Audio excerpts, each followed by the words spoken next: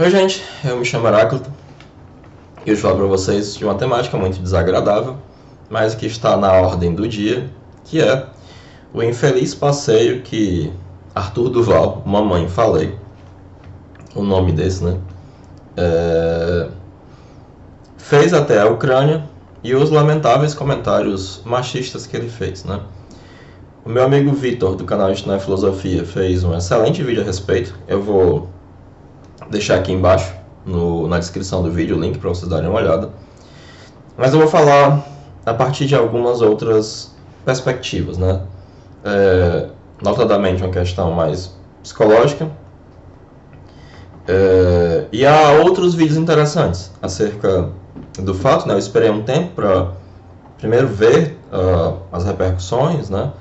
E também porque, sinceramente, se eu pudesse, eu não ia querer falar sobre isso. Assim, eu acho o MBL repugnante. Eles romperam com o Bolsonaro, mas eles permanecem sendo bolsonaristas, eles permanecem sendo representantes da visão de mundo espousada pelo Bolsonaro, eles permanecem sendo possuindo as mesmas ideias econômicas, se é que o Bolsonaro tem ideias econômicas, né? Mas o Guedes, né, que é o ultraliberalismo, representa a contraparte do Bolsonaro. Não, o que é o Bolsonaro? Senão um feitor, né? O cara que vai tocar ou que vai distrair as pessoas para que esse projeto ultraliberal seja implementado, né? Então o MBL é repugnante, é asqueroso. Não faz nem um mês que o Kim Kataguiri deu declarações favoráveis à criação de um partido nazista legal, a mesma pessoa que em vários momentos defendeu que o Partido Comunista fosse colocado na ilegalidade, e vale lembrar que os partidos comunistas foram colocados na ilegalidade em regimes de exceção. Na democracia sempre houve partidos comunistas. Eu tenho um vídeo sobre isso, eu vou deixar também linkado aqui. Então, se você puder dar um joinha, se inscrever, divulgar esse vídeo para quem você acha que se interessa por essa discussão. É isso, mas vamos lá. Basicamente, para quem ainda não ouviu os áudios asquerosos, né, e francamente repugnantes lá do Arthur Duval, que é deputado, né, mamãe falei, ele diz que as ucranianas são muito bonitas, elas têm um nível de garotas de São Paulo, e aí entra uma espécie de recorte, na minha opinião, de classe, né? Mas eu vou entrar nisso. E que elas são fáceis porque elas são pobres. E que, assim como o amigo dele do MBL, ele está planejando uma excursão para fazer sexo com loiras. Porque no leste europeu você tem muitas mulheres bonitas que são muito fáceis porque são pobres, né? Então a fila das refugiadas, nossa senhora, mas é um negócio muito repugnante, porque as pessoas estão numa guerra, tendo suas vidas destruídas, e é isso que esse cara consegue enxergar. Quando ele retorna, ele vai usar a estratégia mais canalha e mais comum da face da Terra, que é boys will be boys, né? Não, garotos sempre vão ser garotos. Não, olha, mas eu sou jovem, o cara tem quase 40 anos, mas eu sou jovem, eu sou homem, e nossa, as mulheres bonitas esperavam o quê, né? As repercussões têm sido, né, que o Moro deu declarações, né, dizendo, não, pera, né? E aí é muito engraçado, né, porque o Moro se junta ao MBL, né, e você vê também o caráter do Moro, né, porque o MBL é algo de repugnante. E aí o MBL se junta ao Nando Moura, mas isso é uma outra conversa, né? Ele não vai mais ser candidato ao governo de São Paulo, ele perdeu a namorada, né, por razões óbvias, evidentes. Para começo de conversa, o que diabo ele foi fazer na Ucrânia? Mas vamos lá, né? O Arthur Duval, ele é um moralista, assim como o MBL, né? A pauta moral, ela é uma pauta extremamente importante para o bolsonarismo. O bolsonarismo, ele tem uma base intelectual que é o olavismo, né? E o olavismo funciona a partir do pânico moral. Você estabelece uma espécie de ideia de que seus inimigos, eles querem destruir valores fundamentais da sociedade, que eles são extremamente repugnantes, os desumaniza, e aí agora eles devem ser destruídos, eles devem ser tratados de qualquer maneira. E o que o Arthur Duval sempre fez na vida dele como youtuber foi ser um nojento.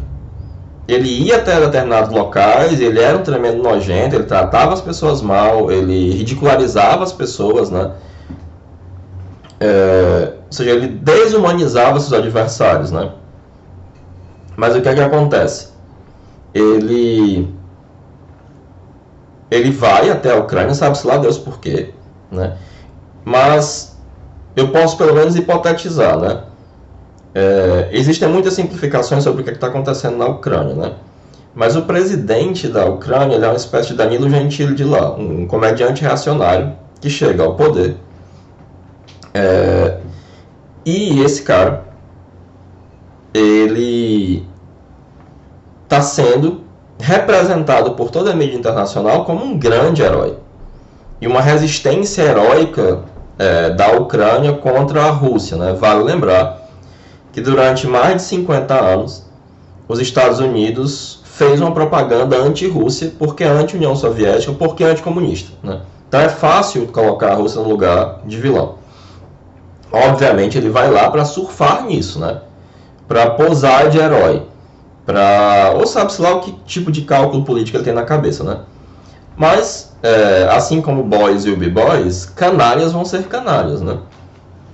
Então ele vai até a Ucrânia e ele dá essas declarações. E aí é muito interessante porque algumas pessoas vão dizer, ele é um moralista de garganta. Não, ele não é. Ele é um moralista como todo moralista, né? Por quê? Há um seminário muito importante do Jung, chamado Seminário Visões. Salvo engano, nesse seminário, que ele diz a seguinte coisa: a moral tradicional inclui o puteiro. Então, nessa visão moralista do Arthur Duval e nessa fatia do público bolsonarista, essa visão dele não é contraditória. Ele pode ser querer defender as criancinhas, ser contra a ideologia de gênero, contra o casamento gay, querer salvar a família e, ao mesmo tempo, nossa, eu tenho que vir aqui para traçar umas loiras pobres. Elas são fáceis porque elas são pobres. Porque a moral tradicional inclui o puteiro. A moral tradicional inclui a família com papai, mamãe, vovô, cachorrinho e a amante. E a mulher vulgar, a mulher fácil, a mulher que vai ser objetificada por esse pai de família, né? E aí isso é um dado fundamental que a gente tem que entender, até para combater isso, né? Entender como esse pensamento funciona. Porque a moral tradicional inclui o puteiro. A moral tradicional inclui o comportamento libertino dos defensores da moral. Eles podem fazer isso. Porque boys will be boys. Porque faz parte, entendeu? Faz parte do comportamento masculino, no comportamento másculo, você se comportar como se você fosse um gorila que vai espalhar os seus genes na maior quantidade de pessoas possível. Inclusive, isso é um argumento materialista para esse tipo de comportamento, que na verdade é um comportamento moral, que pouco tem a ver com a biologia, apesar de também ter a ver, né? Então, a visão moral desses caras inclui esse tipo de masculinidade que objetifica as mulheres e que é profundamente degradante. Porque essas pessoas estão numa situação de vida e morte. Uma situação extremamente complexa politicamente. Elas estão no meio de uma guerra. Elas são refugiadas. Elas estão numa situação de extrema vulnerabilidade. E o que ele vê? Umas gostosas loiras. Que se fosse em São Paulo, cuspiam na cara dele. Por quê? Porque ele é feio, porque ele é um bosta, porque ele é um monte de coisa. Ele é um canalha, basicamente, né? E aí entra uma questão bem interessante, né? Por quê? Porque existe aí um recorte de raça e classe. Qual é? A pobreza no Brasil, ela tem cor. A pobreza no Brasil, ela é negra. A nossa sociedade é uma sociedade fundada em um estamento escravocrata. O Brasil foi o último país no mundo a abolir a escravidão. Nós tivemos 300 anos de escravidão. Durante 300 anos, o povo negro foi visto como inferior. E aí esse cara, que está acostumado a que mulheres brancas, loiras, com traços caucasianos ou brancos, sejam ricas, logo difíceis, não sejam pro bico dele, e que entende isso como o padrão de beleza, né? Ele vai para um país, né, que aparentemente é homogêneo em termos raciais, e ele vê, nossa, tem um monte de gata que é pobre, né? Eu não sei se vocês já viram essas manifestações, mas de vez em quando alguém descobre, como teve aquele mendigato, né, o mendigo gato, um rapaz branco, de olhos claros, não sei o que é um mendigo. Todo mundo, nossa, mas como? Ele é tão bonito, ele é... Fundamentalmente a questão é como é que pode um mendigo ser branco? Como é que pode um mendigo estar... Por quê? Porque o mendigo tinha que ser pardo ou negro. E aí tá tudo bem, tá ok, não tem nenhum espanto, tá sussa, tá suave, tá tranquilo, né? Então sempre que se vê alguém num estado de pobreza, mas ele corresponde ao estereótipo do padrão de beleza, que é um padrão branco, né? É estranho. E aí o Arthur Duval tem essa mesma estranheza. Nossa, as pobres aqui são bonitas. Por quê? Porque elas são brancas. E aí vale lembrar que essa homogeneidade racial no leste europeu ela é enganosa. E a gente precisa fazer um recuo histórico, né? Que recuo histórico é esse? A noção de branco e preto ela é historicamente condicionada. Se você pudesse ir ao passado e ir para Roma, nenhum romano diria que é branco. Ele diria que é romano. Nenhum romano teria nenhuma solidariedade com os bárbaros germânicos, porque eles têm os cabelos claros, olhos claros e são brancos. Não, eles são uma outra coisa, eles são os bárbaros germânicos. Nenhum romano teria nenhuma solidariedade com os gauleses loiros lá. Eles são gauleses, são bárbaros e eles são romanos, né? A noção de homogeneidade cultural, étnica da figura do branco, ela só surge após o colonialismo europeu. O colonialismo e o neocolonialismo. Assim como a noção de negro, né? Se você ler o livro Na Casa do Meu Pai, de Kwame Appiah, ele vai dizer, olha, o pan-negrismo e o pan-africanismo eles só existem fora da África. Porque na África, essa noção de negro é muito mais difusa. Porque de fora você enxerga um monte de negros, mas eles têm diferenças culturais, étnicas, religiosas, em que é mais fácil acontecer um casamento entre alguém de uma tribo e um branco de fora do que casamentos intertribais. E o europeu tanto sabia disso, que ele fez os recortes dos países na África com povos que se odeiam, para que nunca houvesse uma instabilidade política, nenhuma autodeterminação, sem que houvesse inúmeras guerras étnicas. Que é a mesma coisa que acontece no leste europeu. Parece que é tudo branco, mas eles se entendem entre eles que são etnias, culturas muito diversas. E aí houveram várias guerras que eram aparentemente entre brancos, mas eram guerras étnicas. Em que eles não se enxergavam dentro dessa unidade, que é um tanto quanto fantasiosa, mas ao mesmo tempo tem um poder psicológico cultural que é ser branco. Só que o Arthur Duval, ele é um ignorante, além de ser um canalha. E ele vem de um país escravocrata. E aí ele chega no local em que todo mundo é branco, ou ele compreende assim a partir do processo de colonização brasileiro, e ele fica chocado de que há brancas bonitas, né, que condizem com o padrão que ele entendeu, que ele aprendeu, que é o padrão europeu de beleza, são brancas, são loiras e tal, e não são ricas, são pobres, e ele pode se aproveitar como ele se aproveita de pessoas pobres, né? São deusas, até as policiais são muito bonitas, nossa, e elas são super fáceis e tal, e tal, e tal. Então aqui, com um pouco de boa vontade, você enxerga também um recorte racista, né?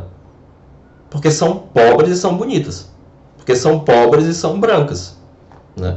Porque a pobreza no Brasil, ela tem raça e cor. Ela é negra, ela é parda, né? Se você concorda com essa categoria de pardo aí, né? E aí você vê que a canalice do Arthur Duval, do Mamãe Falei, ela é muito mais profunda do que se imagina, né? Porque claramente o espanto dele, nossa, mas elas são bonitas e são pobres, é o mesmo espanto que de vez em quando aparece aqui no Brasil, quando encontra-se alguém em situação de extrema vulnerabilidade, essa pessoa corresponde a um padrão estético europeu. Quando é uma pessoa negra em estado de extrema vulnerabilidade, não, tá ok, isso aí é o normal, né? Porque constituiu-se historicamente isso, né? Assim que foi assinada a Lei Áurea, né, pela Princesa Isabel, foram criadas outras leis para que a população negra continuasse sendo subalterna. A Lei de Terras, que deixou de ter terras devolutas, passaram a pertencer ao Estado. Os códigos municipais de postura contra a vadiagem, que poderiam criminalizar pessoas negras vadias, né? Hoje em dia, a luta contra as drogas, ela não é uma luta contra as drogas, é uma luta contra a população periférica negra. Muito claramente. Muito claramente. E aí você tem, desse caldo cultural, emerge alguém com uma inclinação canalha, como é a do Arthur Duval, uma figura repugnante, repulsiva, e vai à Europa levando essa bagagem. E ali ele faz o óbvio, né? Ele repete toda esse caldo cultural repulsivo do qual ele é um produto. E o MBL é isso. O MBL não é uma outra coisa. E mais, né? Houve uma das comentadoras, uma professora que fez um comentário fabuloso, né? Para cada cara desse aí, que aos 30, 40 anos diz, não, mas eu sou jovem, eu errei, né? Eu sou um garoto, eu sou um homem, não sei o quê. Vai ter um caso de uma garota de 11, 12, 9 anos que acusa um homem de ser estuprador e alguém vai dizer, mas ela sabia muito bem o que ela estava fazendo. Porque as mulheres, né, elas amadurecem mais cedo, isso e aquilo. E aí o pedido de desculpas dele é quase tão deprimente, asqueroso e repugnante quanto a fala que ele faz acerca das mulheres ucranianas em uma situação de extrema vulnerabilidade. O que também mostra quais são as inclinações políticas desse sujeito e do grupo do qual ele faz parte. Os pobres, eles estão aí para serem explorados. Se não há pobreza e não há desigualdade, eles perdem parte dos privilégios dele, inclusive privilégios sexuais. Porque a escravidão no Brasil, ela sempre se pautou também por uma sujeição sexual das negras escravas, das mucamas, e de uma naturalização do estupro e uma naturalização da tortura. Durante 300 anos no Brasil, a tortura foi legalizada. Podia-se fazer o que quisesse com os corpos negros. Eles poderiam ser torturados à vontade. Inclusive há um livro, que é um romance histórico fabuloso, chamado O Capitão Mouro, que descreve algumas dos tipos de tortura que assim as brancas faziam contra as mulheres negras. E eu não vou nem repetir aqui, porque é pavoroso de um nível que tinha que estar num filme de terror. É inimaginável. Inimaginável. Né? E aí você tem isso, né? Os pobres, as mulheres, eles servem para ser explorados econômica e sexualmente. É isso que o MBL representa. É isso que o bolsonarismo representa. E não se enganem, eles são bolsonaristas até a última raiz do cabelo. Eles romperam com o Bolsonaro, mas eles jamais romperam com o ideário bolsonarista. Do contrário, não seriam amiguinhos do Nando Moura. Não permaneceriam ligados a um ideário olavista, né? É um ideário de extrema-direita elaborado pelo Olavo. Que o diabo tenha, né? Então, essas eram as minhas considerações sobre esse caso. Eu acho impressionante que ainda haja pessoas que se iludam com o MBL. Obviamente, uma parte das pessoas que se iludem com o MBL não se iludem. Sabe exatamente o que eles são e são como eles. E por isso está ao lado deles. A gente também não pode se iludir, né? Achar que é simplesmente uma questão de ignorância ou falta de informação. Não. Algumas vezes essas pessoas simplesmente são tão canalhas quanto a MBL. Por isso, estão do lado deles. É isso. E aí o senhor Moro, que está do lado do MBL, Kim Kataguiri dá uma declaração favorável ao partido nazista. Arthur Duval, Mamãe Falei, fala essa atrocidade. E mais, esse mesmo cara, quando houveram as ocupações de escola, ele foi lá ser contra as ocupações, chamar a galera de vagabundo. E ele foi acusado de assédio sexual contra menores. E aí é bom que se lembre disso, né?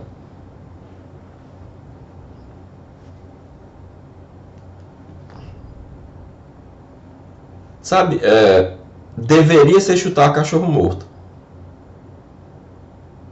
O próprio comportamento dele como youtuber não deveria tê-lo cacifado para ser deputado. Deveria ser o oposto. Deveriam olhar e dizer, nossa, esse cara é um nojento, esse cara é um canalha. Ele nunca deveria ser deputado.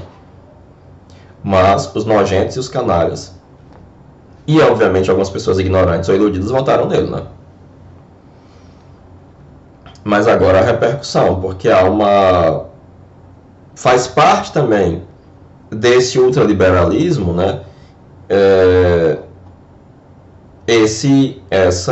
Não, mas espera, não pode, né? Lembrando que boa parte do identitarismo, ele não é especificamente de esquerda, né? Ele também está nos Estados Unidos, faz parte do liberalismo americano.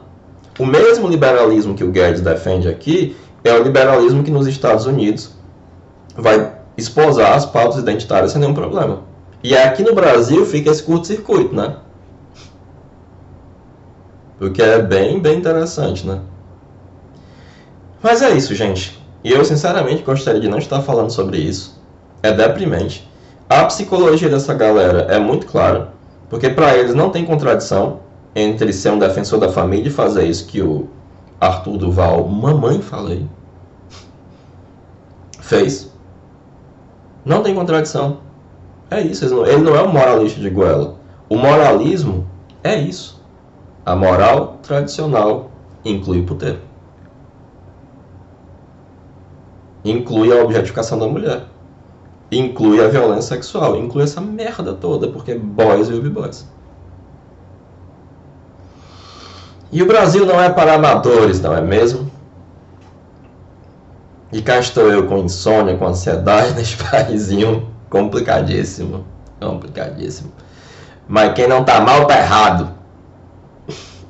E é isso, gente. Se vocês puderem curtir e comentar, por favor, comentem aí o que vocês acharam do vídeo. Se vocês concordam, se vocês discordam, se vocês têm uma outra opinião, né? E é isso, né? Vamos ver para onde vai esse nosso Brasil. Valeu, gente. Muito obrigado pela atenção de vocês até aqui.